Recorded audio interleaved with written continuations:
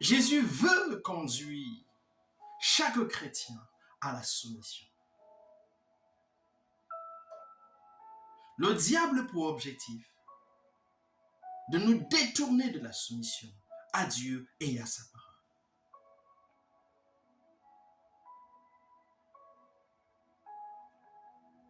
Jésus connaît l'importance de la soumission à Dieu et à sa parole. Le diable aussi.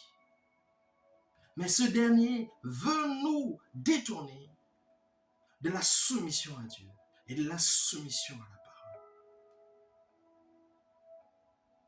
Donc, chère sœur dans le Seigneur, tout ce qui te pousse à t'opposer à la parole de Dieu, fais très attention.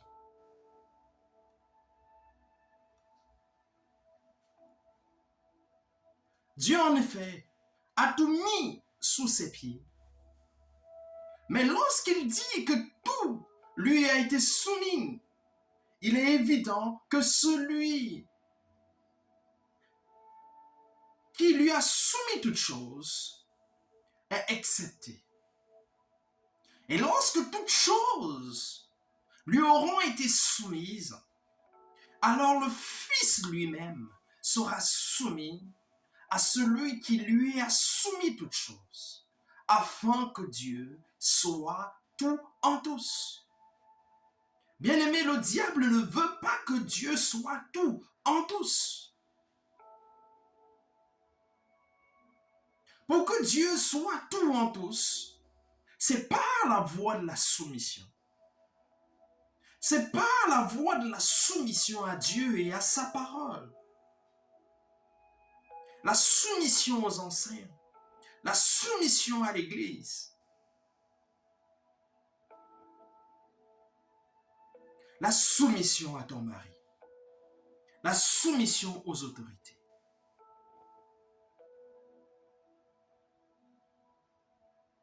Donc, si tu t'opposais à la soumission, si tu laissais l'ennemi te conduire à prendre des postures d'insoumission, alors sache que tu es révolté et tu ne veux pas que Dieu soit tout en toi. Donc c'est ça l'enjeu spirituel, bien-aimé. C'est un aspect à ne pas ignorer. Lorsque nous méditons sur l'enseignement conduit par des femmes au sein d'une assemblée locale.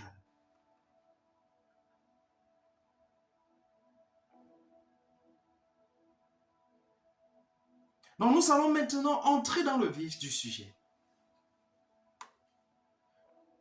Dans la première partie, nous avons commencé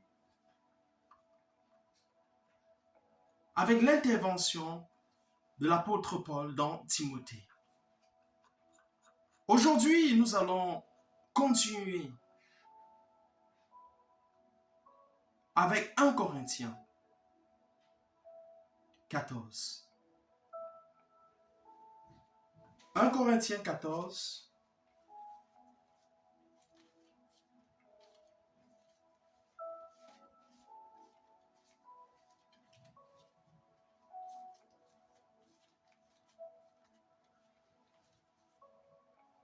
Alors, dans 1 Corinthiens 14, à partir du verset 26, il est écrit: que faire donc, frères, lorsque vous vous assemblez?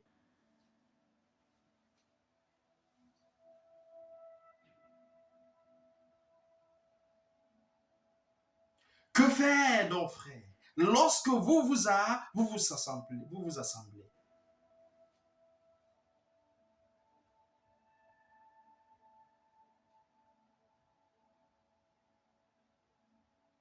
Bien-aimé, ça c'est le premier passage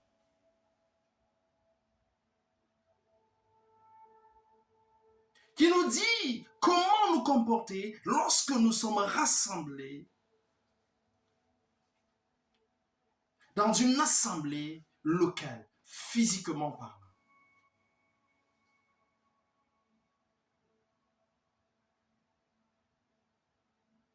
Que faire donc, frère, lorsque vous vous assemblez, les uns ou les autres, parmi vous, ont-ils un cantique, une instruction, une révélation, une langue, une interprétation, que tout se fasse pour l'édification. Donc, bien-aimés, une chose est claire dans ce premier verset. Lorsque les saints sont réunis, l'objectif final, c'est l'édification de tous. Et quand on nous édifie, c'est pour notre salut.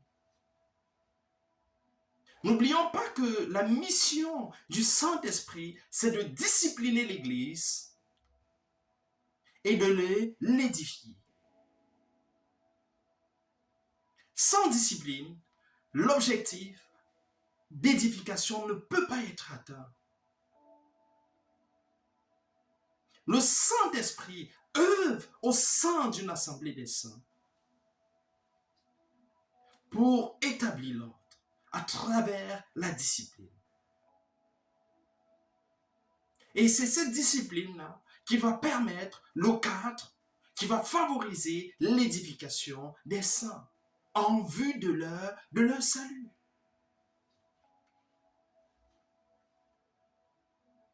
Donc il faut déjà faire très attention aux membres de l'église locale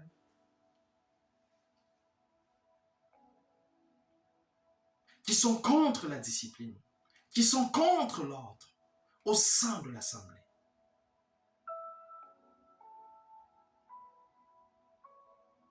Bien sûr, chacun est appelé à contribuer. Chacun est appelé à contribuer à travers un cantique, à travers une instruction, une révélation, une langue, une interprétation. À une seule condition, que tout concourt pour l'édification de tous. Au verset 27, en est-il qui parle en langue, que 2 ou 3 au plus parlent, chacun à son tour, et que quelqu'un interprète. S'il n'y a point d'interprète, qu'on se taise dans l'église et qu'on parle à soi-même et à Dieu. Bien-aimés, il est important de savoir que lorsque nous sommes en assemblée, chacun a la possibilité de parler à Dieu.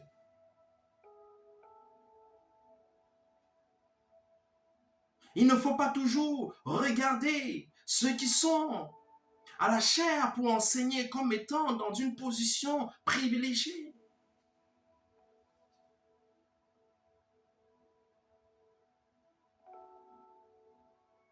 Tu dois faire attention d'être attiré par la position qui te met au devant de la scène. Surtout pour les femmes.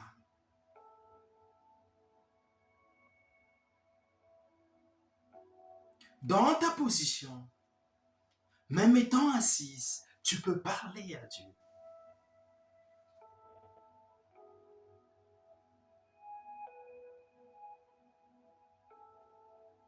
Au verset 28,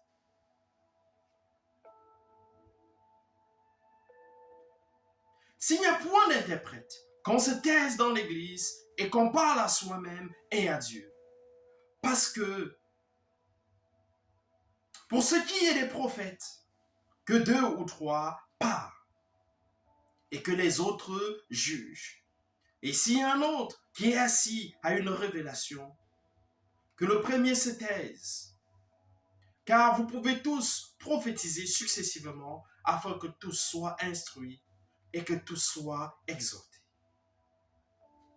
Les esprits des prophètes sont soumis aux prophètes, car Dieu n'est pas un Dieu des désordres, mais de paix.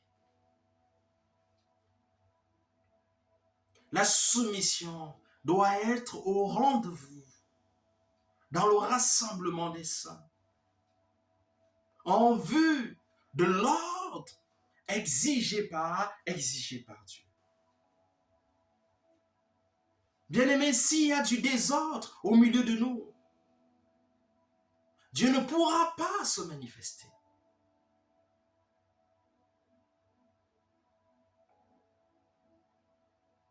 Donc le conseil de l'apôtre Paul vise à respecter l'ordre établi par Dieu lui-même.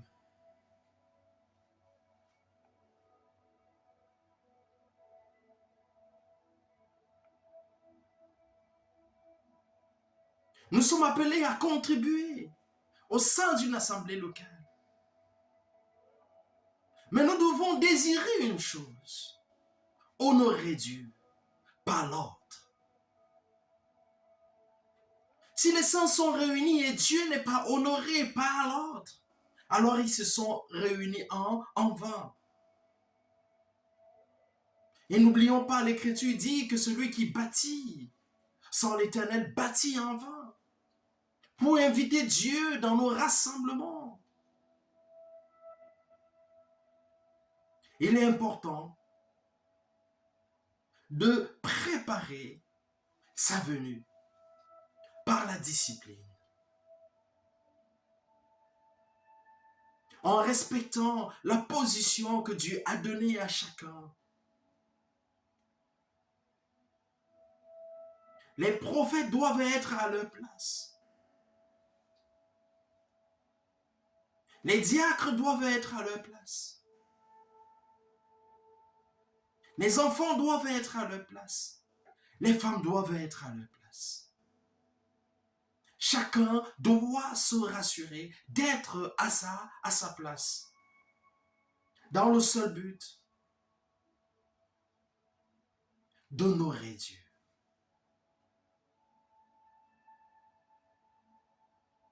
Dans le seul but de se rassurer que Dieu descende et trouve du plaisir à se mouvoir au milieu de nous.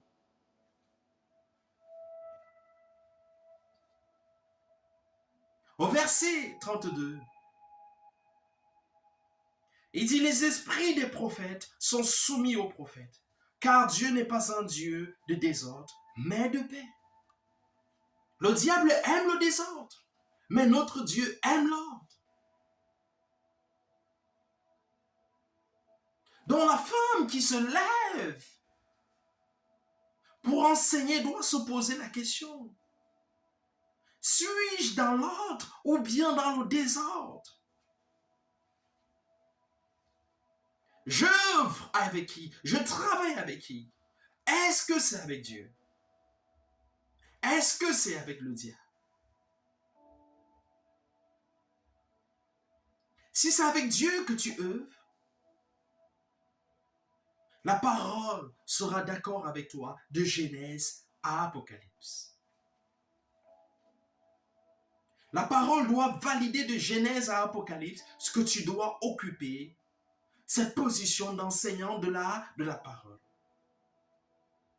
Mais si la parole s'y opposait, alors tu coopères avec le diable pour instaurer le désordre dans l'église locale.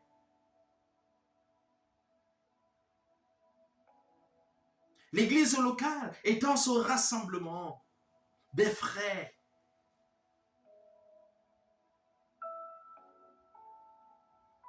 Et puis il faut aussi penser à l'église, vu d'un point de vue spirituel, l'ensemble des saints sur la surface de la terre.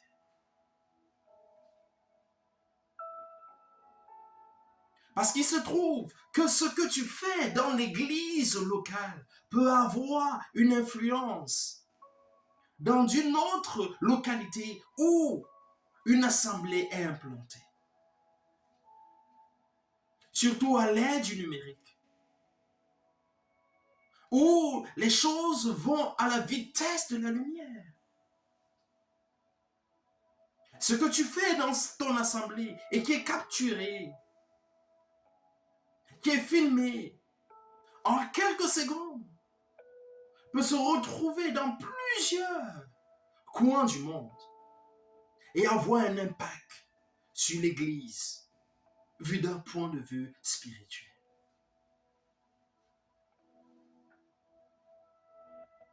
Donc, bien-aimé, quelle que soit la position que tu veux, que tu désires occuper au sein de l'Église, pose-toi la question, est-ce que c'est inspiré en vue de l'autre ou en vue du désordre?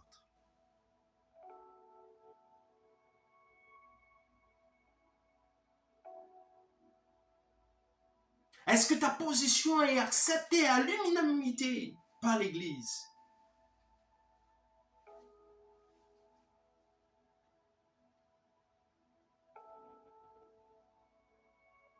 Est-ce que toute l'Église rassemblée sur la surface de la terre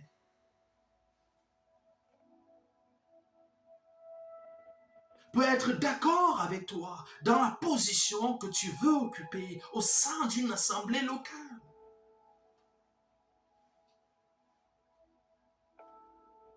La simple contestation va engendrer du désordre. Et il se trouve que le désordre n'est pas de Dieu.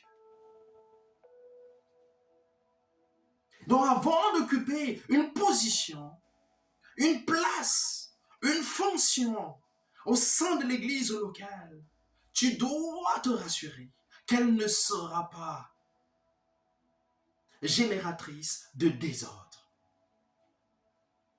La marque de ton Dieu, la marque du Dieu qui a envoyé Jésus-Christ verser son sang pour toi, s'appelle l'ordre.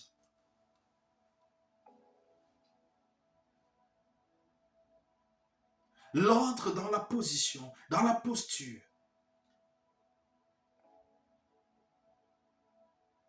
L'ordre dans le fonctionnement.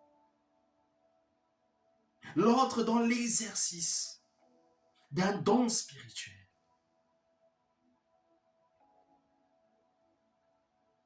Même si tu sentais que tu avais un don, si ce don ne coopère pas pour l'ordre,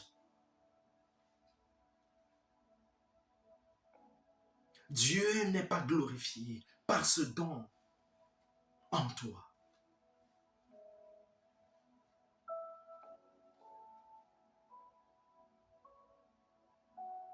Alors au verset 33, il dit, comme dans toutes les églises des saints.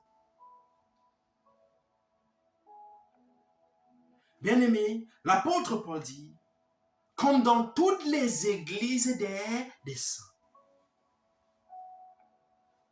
Alors quand je lis ces mots, je rejette complètement l'hypothèse du contexte de l'église à Corinthe. L'apôtre Paul dit, quand dans toutes les églises.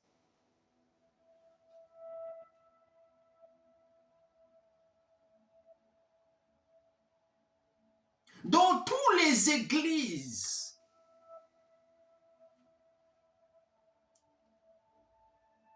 Sur cette terre doivent se soumettre à cette recommandation de l'apôtre Paul. Comme dans toutes les églises des saints, que les femmes se taisent dans les assemblées. N'oublions pas, il commence au verset 26 en disant, que faire donc frère lorsque vous vous assemblez? Donc lorsque les saints sont réunis, cette instruction doit être respectée. Si le souci, si l'objectif est d'honorer et de glorifier Dieu. Mais si l'objectif, c'est pour une gloire personnelle, c'est pour une exaltation de soi, c'est pour une exhibition personnelle,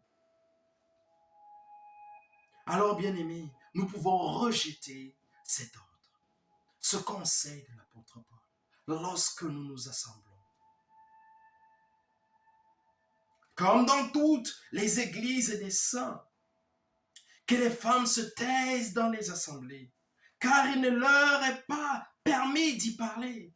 Je ne sais pas comment on peut interpréter ça, mais c'est tellement clair, c'est écrit noir sur blanc. Il n'y a pas de parabole ici.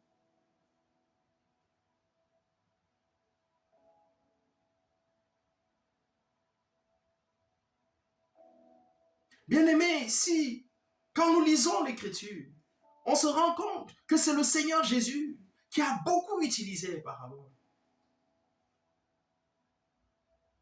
Et presque toutes ces paraboles ont été expliquées. Jésus avait donné une explication à ces paraboles. Parce qu'il ne veut pas qu'on soit confus.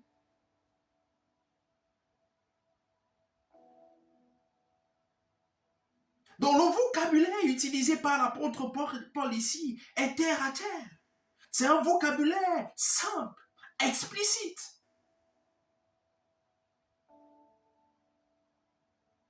Nous n'avons pas besoin d'une révélation extraordinaire.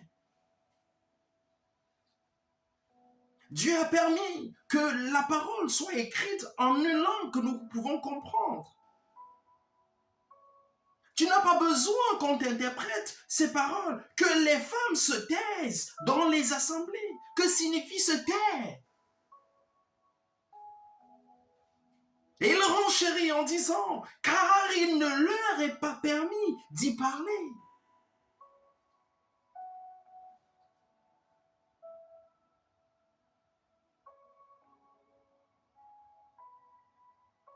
Donc, bien-aimé dans le Seigneur, si tu es une femme et que tu es en train de m'écouter,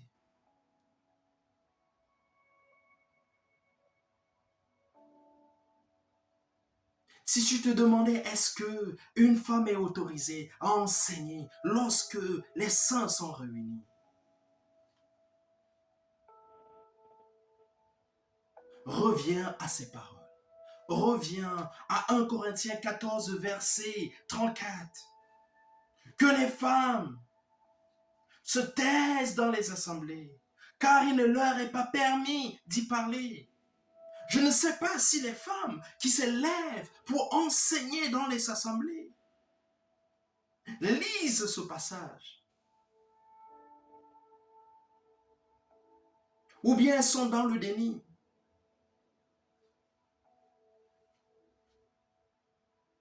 Une femme chrétienne qui lit ces passages et refuse de les accepter, et refuse de s'y soumettre, n'aime pas véritablement Dieu, n'aime pas véritablement la parole de Dieu. Parce que c'est tellement clair. Une enfant peut comprendre ces paroles, peut comprendre l'essence de ces paroles. Une femme qui lit ces paroles et fait le contraire est vraiment une femme entêtée, est une femme qui a le cœur dur.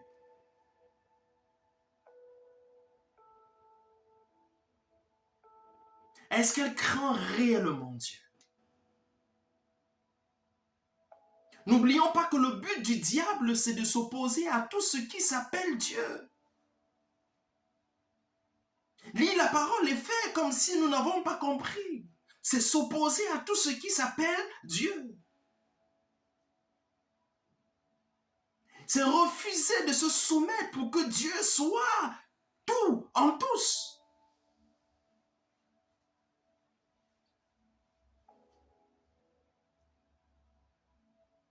Car il ne leur est pas permis d'y parler, mais qu'elles soient soumises.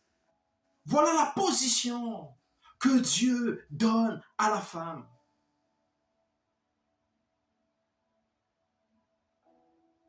Et cette position, c'est une position de sécurité. Parce que Dieu aime tellement la femme. Dieu ne doute pas de son amour, de l'amour de la femme pour le Seigneur. Non. Les femmes aiment le Seigneur. Elles étaient les premières au tombeau. Elles étaient les premières à vivre l'expérience de la résurrection du Christ. Elles ont beaucoup soutenu le Seigneur dans son ministère. Elles ont beaucoup soutenu les serviteurs de Dieu. Elles aiment véritablement Dieu.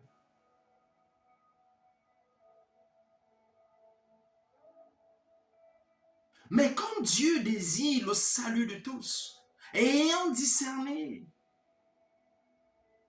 une faiblesse que le diable peut exploiter très facilement chez la femme,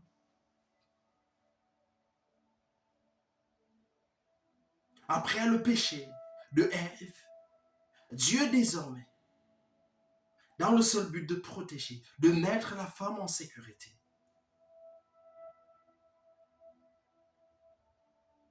a donné la position de la soumission à la femme. Parce que c'est l'insoumission de Ève qui a entraîné l'humanité tout entière dans le péché. Il ne faut pas oublier. Si Ève avait respecté l'autorité de Adam, elle ne se serait pas précipitée pour commencer un dialogue avec le diable.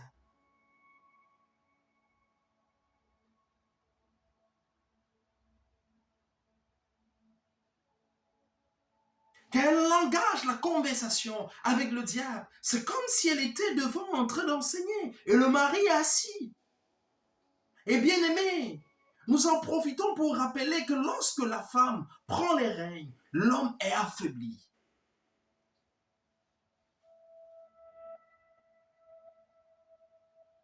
L'homme est affaibli. Et désormais, le diable a facilement accès pour détruire. Ça, c'est une dimension spirituelle à ne pas oublier. Lorsque l'ordre établi par Dieu est renversé, alors désormais le diable peut entrer facilement et détruire. L'ordre établi par Dieu est une sécurité pour empêcher le diable d'entrer. Il a besoin du désordre pour entrer. Il a besoin du désordre dans les foyers pour entrer et détruire. Il a besoin du désordre dans les relations pour entrer et détruire. Il a besoin du désordre au sein de l'Église pour entrer et détruire.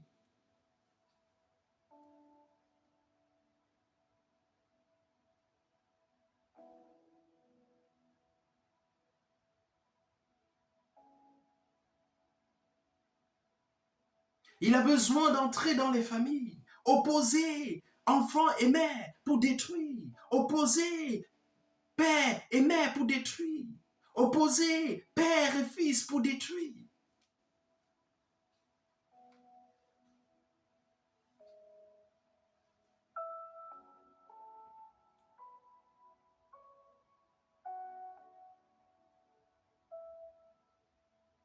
Comme dans toutes les églises des saints, que les femmes se taisent dans les assemblées, car il ne leur est pas permis d'y parler, mais qu'elles soient soumises, selon que le dit aussi la loi.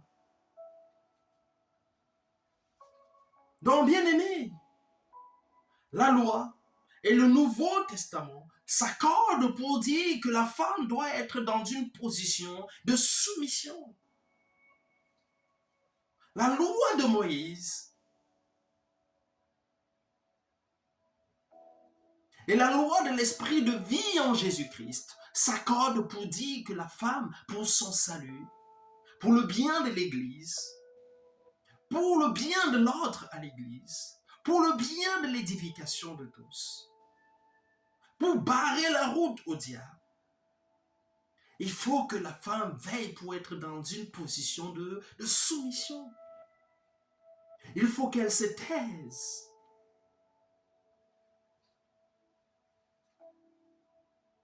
dans les assemblées. Elle doit se taire dans les assemblées.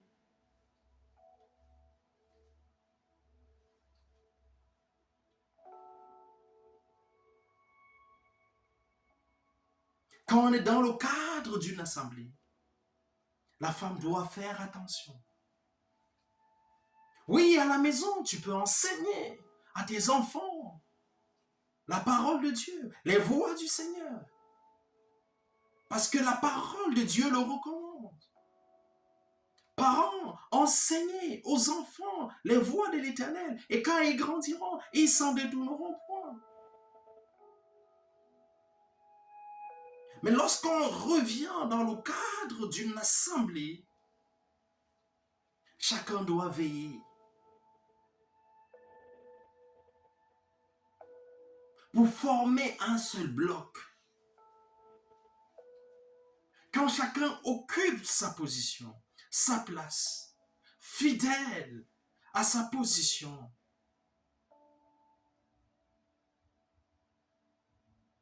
on forme un seul. On est comme un seul homme pour contrer les ruses du malin visant à pénétrer, s'aimer le désordre et détruire.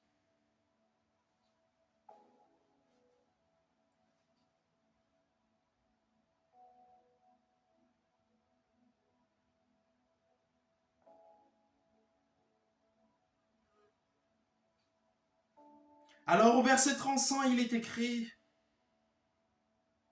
si elles veulent s'instruire sur quelque chose, qu'elles interrogent le mari à la maison. Vous voyez, Dieu respecte l'autorité qu'il a établie.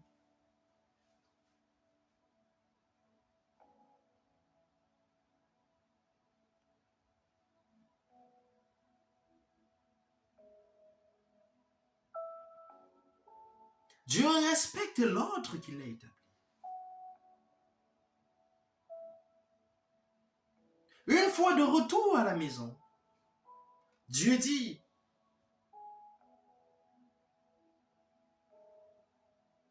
qu'elle interroge leur mari à la maison.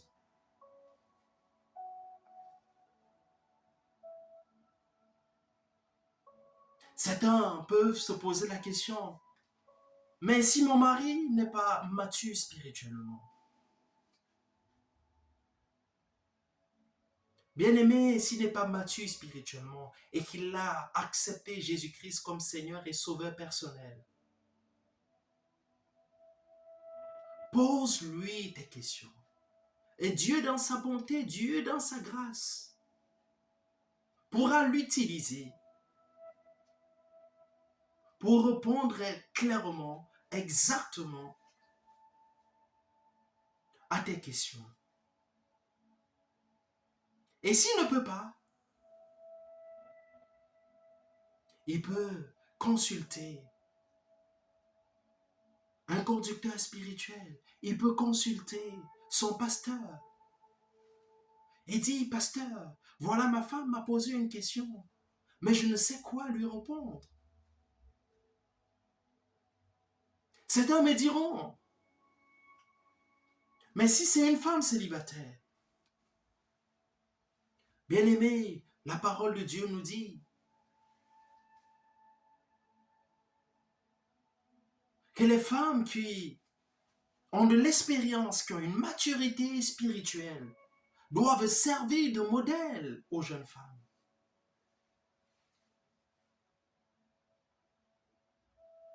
Les sœurs célibataires peuvent consulter les sœurs qui ont de l'expérience dans le Seigneur. Et si celles qui ont de l'expérience dans le Seigneur n'ont pas d'éléments de réponse, elles peuvent à leur tour retourner vers leur mari, poser la question.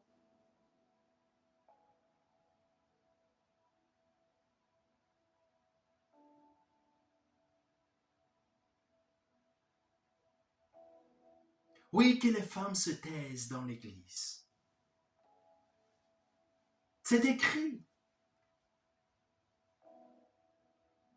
Une femme qui aime Dieu, qui fait profession de servir Dieu et qui est humble, qui n'est pas rebelle, va simplement se soumettre à ses paroles.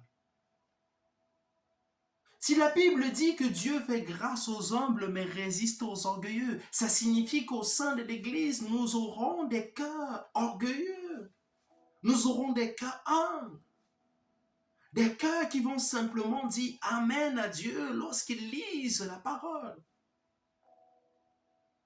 Et des cœurs qui vont raisonner, qui vont interroger Dieu et dire à Dieu, mais pourquoi je dois me taire? Pourquoi tu me demandes de me taire?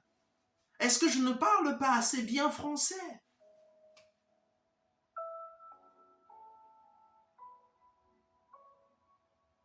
Est-ce que je n'ai pas de l'intelligence? Est-ce que je n'ai pas de la sagesse?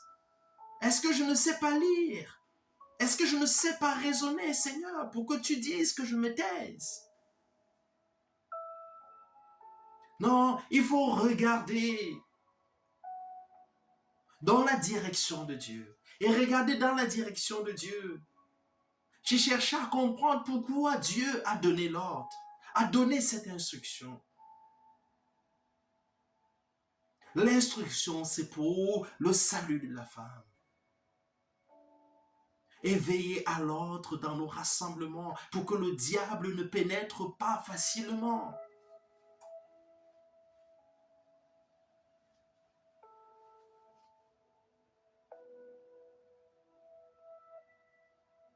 Qu'elles interrogent le mari à la maison, car il est malséant une femme de parler dans l'église. Oui, la Bible nous dit qu'il est malséant. Certaines versions disent que il est inconvenant pour une femme de parler dans l'église.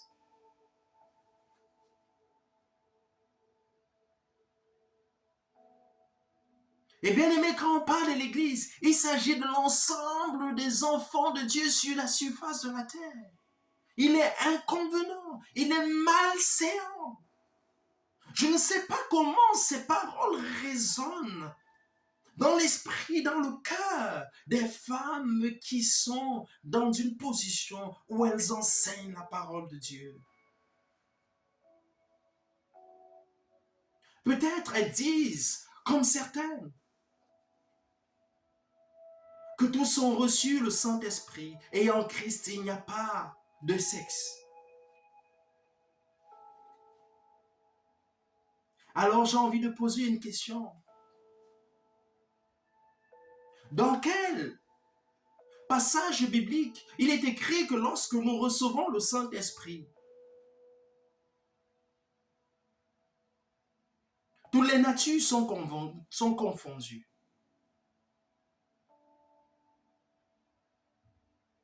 Si c'était vrai, on changerait. Après avoir accepté Jésus-Christ comme Seigneur et Sauveur personnel, on n'aurait plus de sexe. Ainsi, même naturellement, on ne pourrait plus distinguer l'homme et la femme.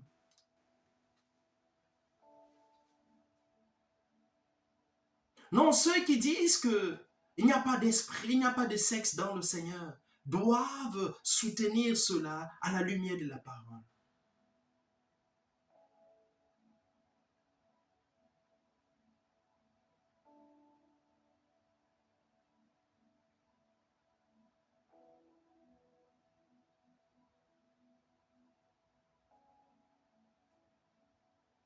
Bien-aimés, montrez-moi dans la parole où Dieu a utilisé une femme pour écrire,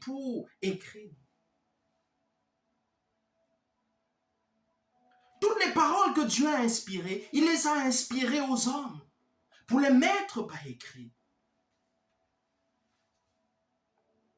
Parmi les 12 tribus d'Israël, montrez-moi une femme.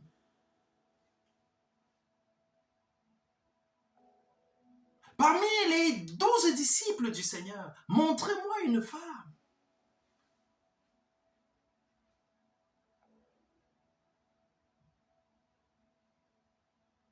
Dieu a bien voulu choisir l'homme pour exercer dans les positions d'autorité. Parce qu'il connaît les enjeux spirituels.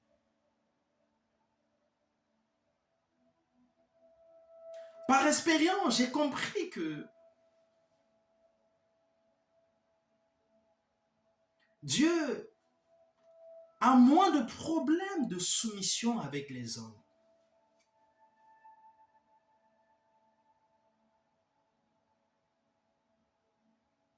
Dieu aurait plus de problèmes de soumission avec les femmes.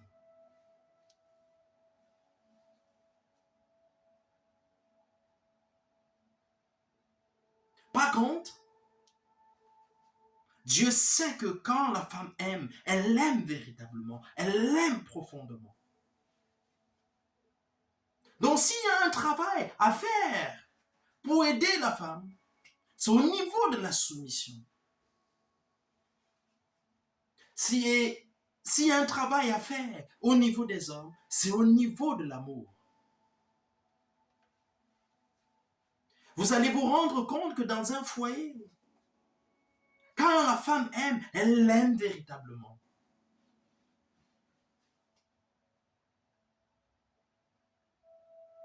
Elle peut avoir un problème avec la soumission.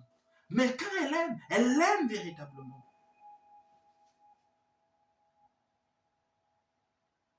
C'est d'ailleurs pour cette raison que la parole recommande à la femme d'être soumise à l'égard de son mari. Et ce qui est exigé alors, c'est d'aimer. C'est d'aimer sa femme.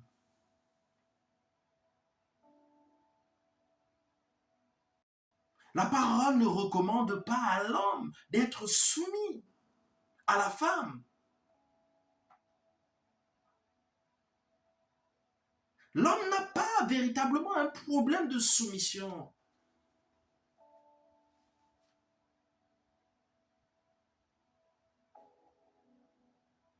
Vous n'avez qu'à voir la vie de tous les hommes que Dieu a utilisés dans la Bible.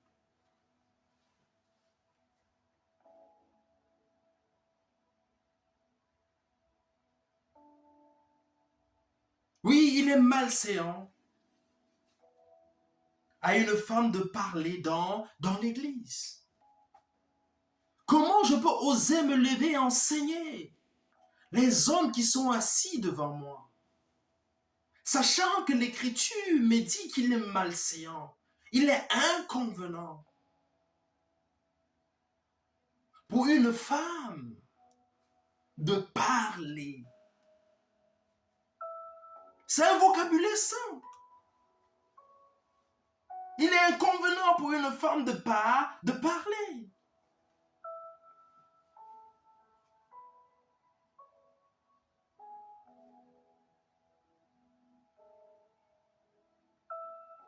Qu'est-ce que nous pouvons encore découvrir dans le vocabulaire parler? Quel est le mystère que nous pouvons encore chercher à découvrir? Quand l'apôtre Paul emploie le mot parler,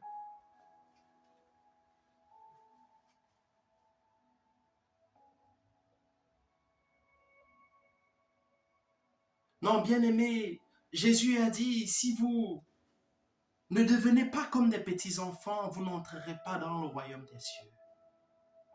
Il est important pour nous d'être comme des enfants devant la parole.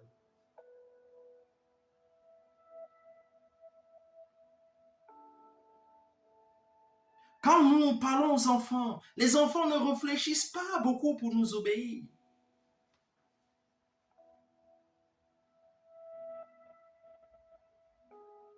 Quand nous disons un enfant vient, l'enfant ne cherche pas à comprendre ce qui se cache derrière le vient. L'enfant a compris le vient et il a accepté le mot vient tel qu'il se présente.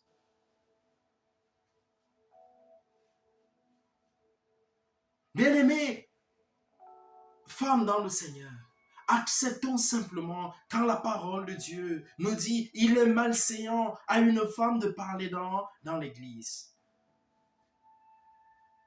Et au verset 36, il dit, est-ce de chez vous que la parole de Dieu est sortie?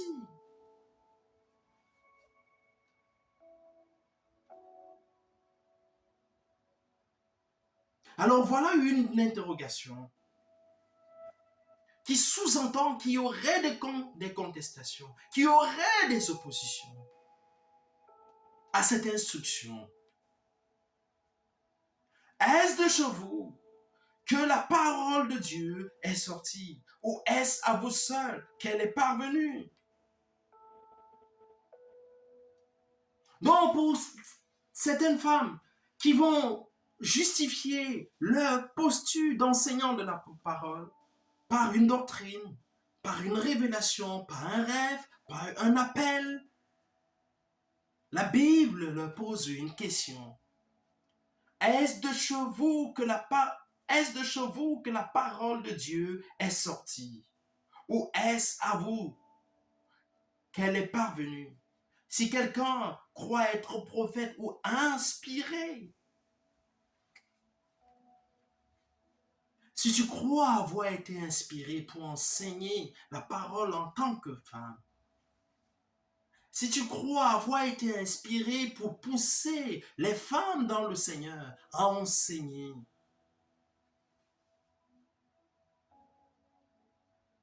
l'apôtre Paul dit, reconnais que ce que je t'écris est un commandement du Seigneur. L'apôtre Paul dit que ce qu'il est en train de dire, l'instruction qu'il est en train de donner à l'Église sur toute la surface de la terre est un commandement du Seigneur.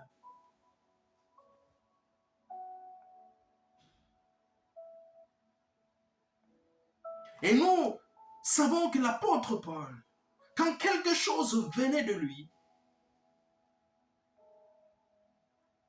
il disait clairement que cela venait de lui. Et quand ça venait de Dieu, il prenait la peine de rappeler que ça venait de Dieu. Alors toi qui m'écoutes en tant que femme, qui aspire à enseigner ou qui est en train d'enseigner déjà, sache que tu es en train de t'opposer à un commandement du Seigneur, à un commandement du Dieu créateur.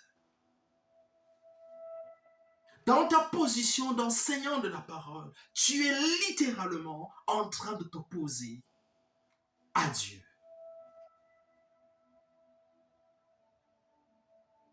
C'est clairement mentionné que c'est un commandement du Seigneur. Et si quelqu'un l'ignore, qu'il l'ignore. Oui, bien-aimés, certains vont ignorer cette recommandation aux femmes de ne pas enseigner, de ne pas prendre autorité. Certaines femmes vont ignorer l'instruction selon laquelle la femme doit écouter l'instruction en silence. Elle ne doit pas parler dans l'assemblée.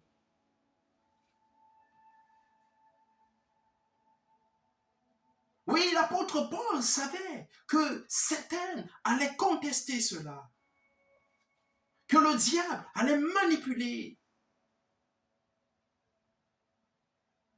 certains pour contester cela.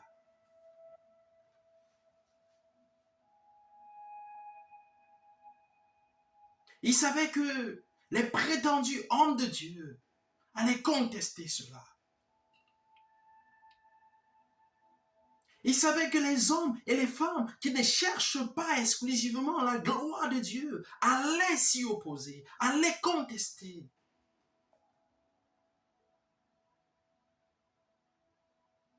Et sachant que Dieu a pris la résolution de ne plus jamais contester avec l'homme, l'apôtre Paul dit, et si quelqu'un l'ignore, qu'il l'ignore. Bien-aimé, quand tu lis la parole, tu peux choisir de l'ignorer. Tu es libre. Dieu t'a créé libre et il respecte ta liberté. Dieu t'a donné une volonté, une capacité de choisir. Et il respecte ta liberté, il respecte ta volonté, il respecte ton libre arbitre.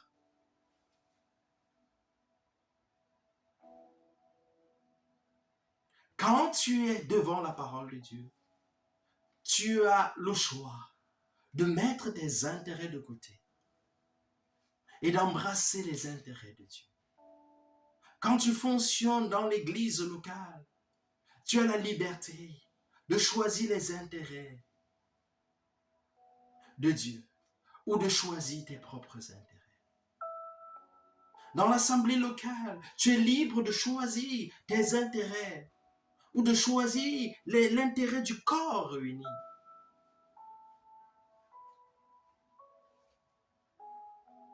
Une femme qui aime véritablement Dieu, qui est sincère dans son amour pour Dieu, dans son amour pour Jésus, dans son amour pour le service,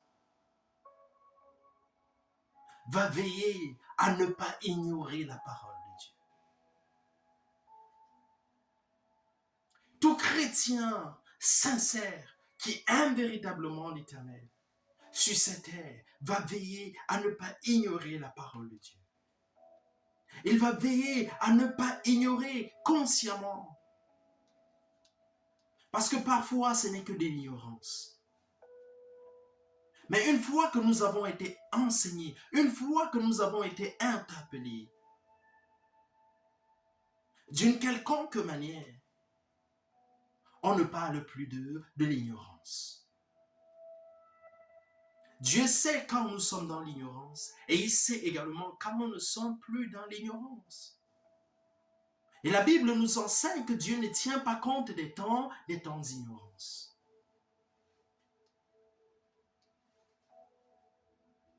Quand tu es ignorant, Dieu le sait et sa miséricorde, sa grâce repose sur toi. Mais quand tu n'es pas ignorant et tu décides délibérément d'ignorer la parole de Dieu,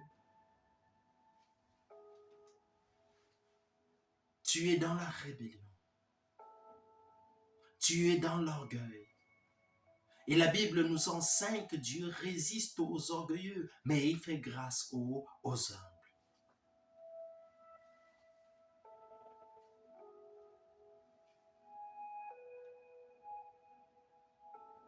Si quelqu'un l'ignore, qu'il l'ignore.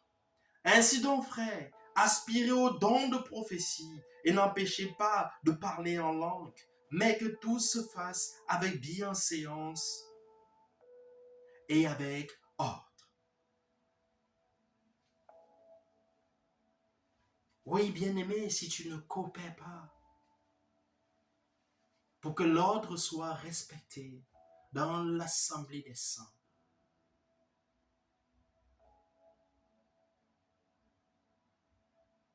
tu détruis la bienséance. Tu t'opposes à tout ce qui s'appelle Dieu.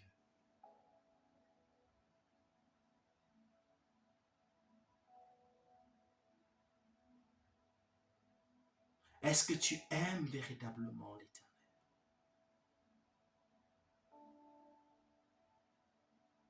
Toi qui m'écoutes en tant que femme,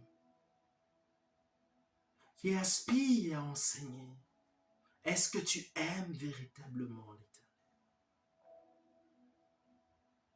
Si c'est vrai que tu aimes véritablement l'Éternel, soumets-toi à sa parole qui est ton juge. N'oublie pas que dans Luc 12, au verset 48, Jésus nous dit que la parole qu'il a prononcée est notre juge au dernier jour.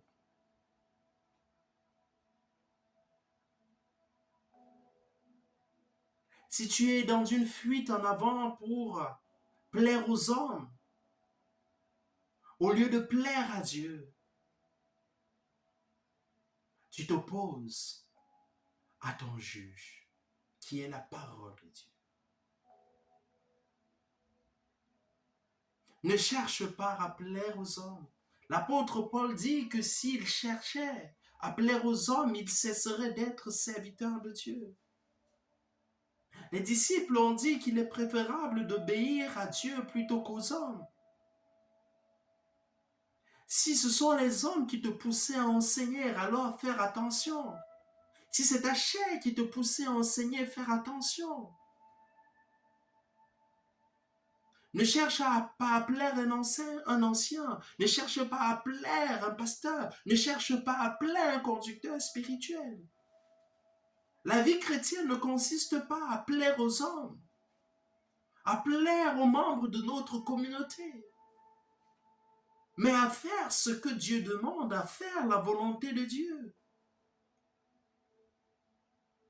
Jésus déclare que sa nourriture, c'est de faire la volonté de Dieu. Alors si tu suis le modèle de Jésus, qui est le chemin, la vérité et la vie,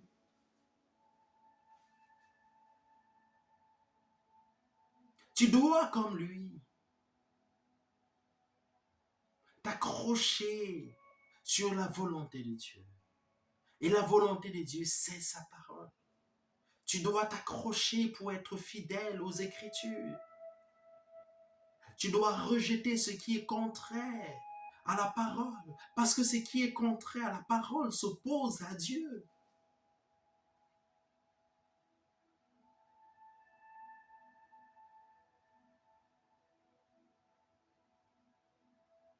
Le cri de mon cœur, c'est que le Seigneur utilise le partage de cette deuxième partie pour t'éclairer.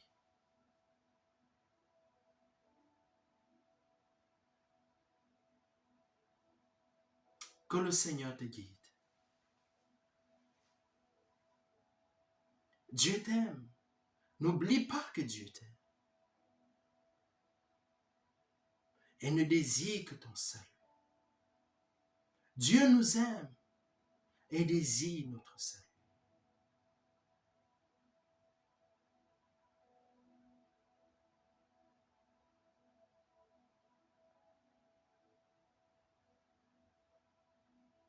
Alors je veux lancer un appel. Si tu as écouté ce message, mais il se trouve que tu n'as pas encore rencontré Jésus-Christ dans ta vie comme Seigneur et Sauveur personnel.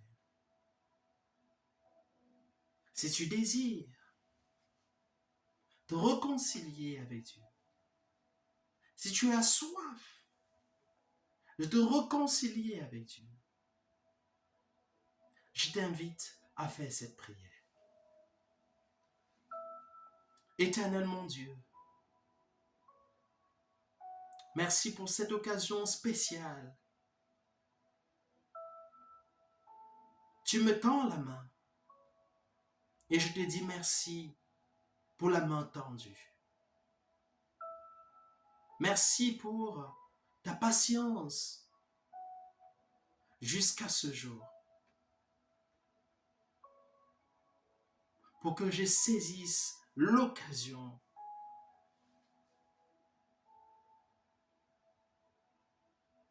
d'accepter Jésus-Christ dans ma vie comme Seigneur et Sauveur personnel.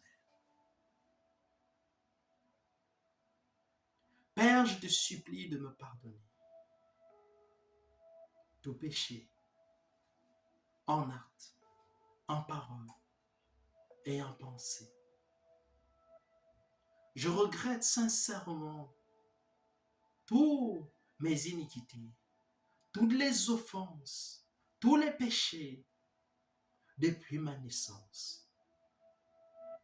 Je regrette ma rébellion.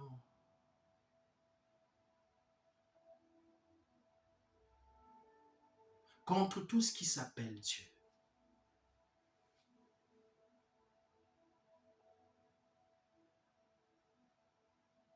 J'accepte Jésus dans mon cœur comme Seigneur et Sauveur. Et je crois dans mon cœur qu'il est l'agneau de Dieu envoyé pour mon salut. Seigneur Jésus, entre dans mon cœur et fais de mon cœur ta demeure. Donne-moi le pouvoir de devenir enfant de Dieu. Aide-moi à marcher chaque jour dans les voies du Père. Donne-moi l'assurance de la vie éternelle.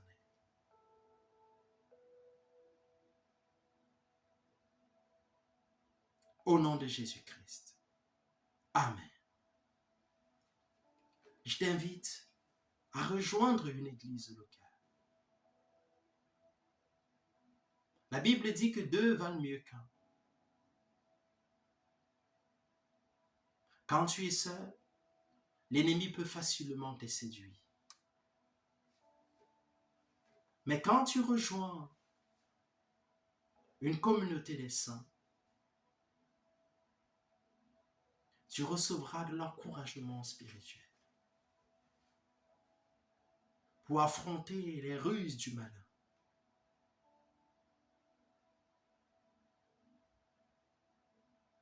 Réjouis-toi de ton salut et sache que Dieu t'aime. Jésus t'aime. Que Dieu te bénisse. Amen.